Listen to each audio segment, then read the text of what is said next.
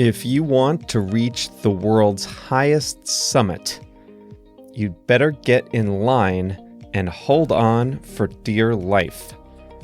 Hi everyone, welcome to this Thursday edition of Plain English, the podcast that helps English learners explore the world in their new language.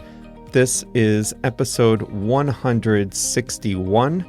And you can find the full transcript of this program at plainenglish.com/161. Coming up today, the quest to reach the summit of Mount Everest, the world's highest mountain, has become a deadly free-for-all. A photo that went viral on social media shows people in a long line waiting to get to the top. But that's only part of the story, as experienced climbers and novices alike tell horror stories about what this year's climbing season was like.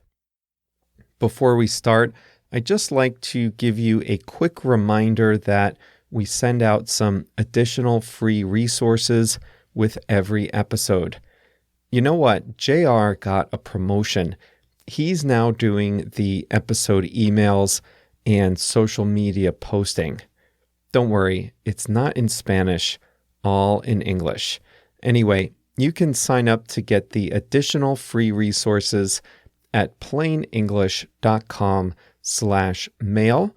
Those include an episode summary, one additional vocabulary word per episode, and links to articles in English about the main topic. plainenglish.com/mail.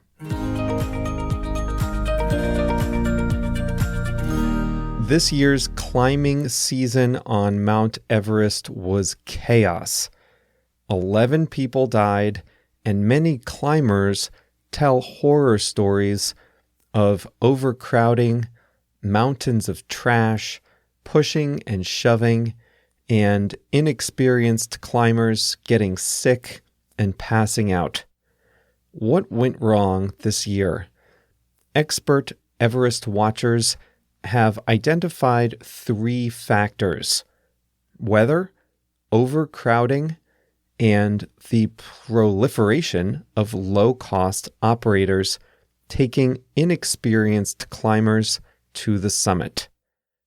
Let's talk about each of these, starting with the weather. You can't climb Mount Everest anytime you like.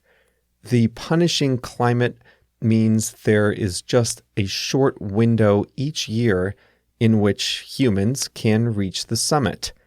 That season is April and May. And that's the climate, essentially the broad patterns of conditions. The weather is a different story. The weather is the day-to-day changes in conditions: wind, temperature, snow, things like that. In a typical climbing season, the weather allows climbers to reach the top on about a dozen days. This year was especially bad, and there were only a few days of clear weather in which climbers could reach the top. The second factor is overcrowding. Over 825 climbers and Sherpas reached the summit of Mount Everest this year, the greatest number ever. The Nepalese government issued the most permits ever in a year, and they don't plan to limit the number of permits that they give in the future. Many climbers say there are few regulations and that Nepal is desperate for the cash it claims from issuing more and more permits every year. There are also no authorities up there on Mount Everest. The guide companies are the authority, and they are the ones who direct traffic. But obviously, they are serving their own customers too. So there really is no neutral arbiter up there whose job is to keep order and ensure the safety of everyone attempting the summit. Okay, so now you're starting to get the picture. More people trying to get to the top, fewer days in which people can go, no real way to control or direct traffic. And this is when the story takes an unfortunate twist, which is that the people who are up there are not always prepared for what they find. Climbing Mount Everest has changed from something experienced climbers do at the peak of their climbing careers to something that anyone can do with enough money.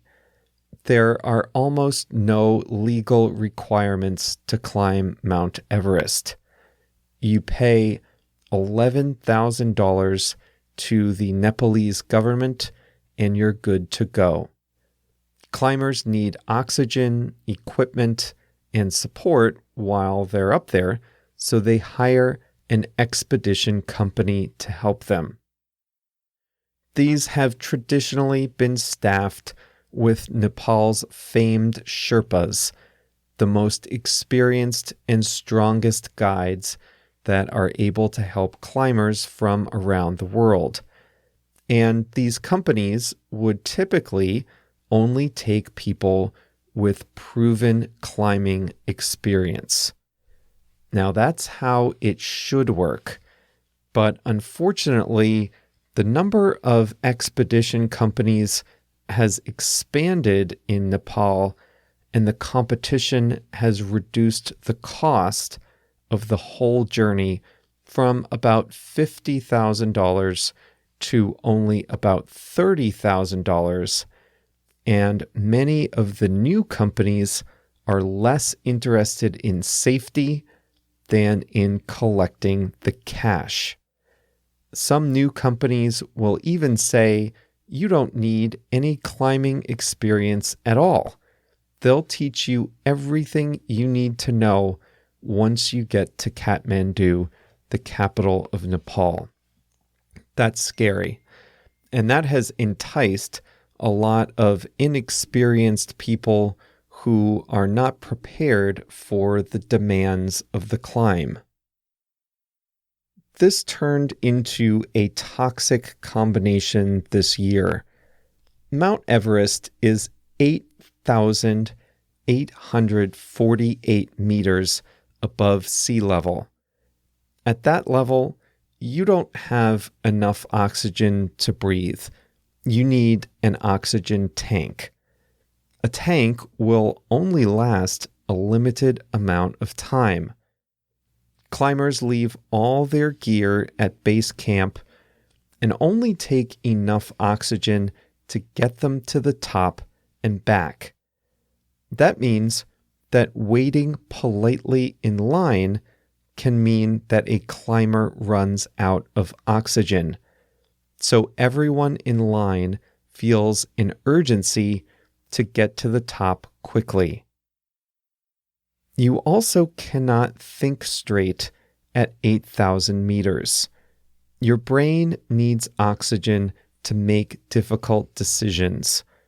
With less oxygen, your ability to think rationally, to make decisions, including decisions about your own safety, is compromised. A lot of people know this is a once-in-a-lifetime opportunity, so they take more risks than they should. As the saying goes, Everest will always be there, but you won't be. This all leads to climbers making bad decisions for themselves and bad decisions for others around them. It also puts people's ethics to the test. If someone else is out of oxygen, do you offer that person some of yours? You only have enough for yourself. If someone in front of you has collapsed, do you stop and help that person and risk not making it to the top yourself? Climbers tell stories of having to literally step over other climbers who had fallen. They saw Sherpas dragging sick climbers back down the mountain. One person said he encountered 2 dead bodies in a tent. In the final push to the top, you have to wait in a long line, one by one, connected to a guide rope fixed to the mountain with a 1,000-foot vertical drop just a few feet away. In this scene, people were pushing and jostling for selfies. This doesn't at all sound like what climbing Mount Everest is like in the popular imagination. It's supposed to be a personal triumph, a romantic connection between man and the punishing earth he lives on. Instead, it's like a bucket list item. It's something people brag about. There are deaths on Everest almost every year, but 11 people died this year, the most in 4 years, and that other year had an avalanche. Here is how Alan Arnett, an experienced climber, summarized it in one article. He said, "Inexperience kills. Not all guides are the same. Money buys access, and the weather has the last word."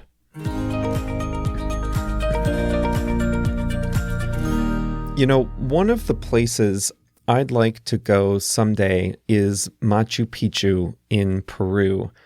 But I think that Machu Picchu is also suffering from many of the same issues as Mount Everest. Obviously, it's a different thing and there aren't the same dangers. People aren't dying on the way back to Cusco, for example. But part of the reason why I haven't planned a trip to Machu Picchu is that I don't want to be part of the problem. I wouldn't go for the selfie. I don't even like being in pictures. And I wouldn't go for the bragging rights or anything. But I just don't feel right joining the masses of people all jostling for the right photo op from sunrise to sundown at such a special place. It just seems like the whole thing gets cheapened. How can you truly enjoy the historic or natural beauty of a place when it's so crowded with people just chasing the best Instagram picture? I don't know. I'm open to being convinced about Machu Picchu, by the way.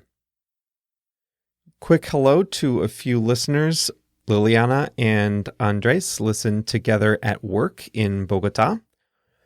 Daniel found Coca-Cola con café in Monterrey, Mexico. He says it tastes like coffee candy.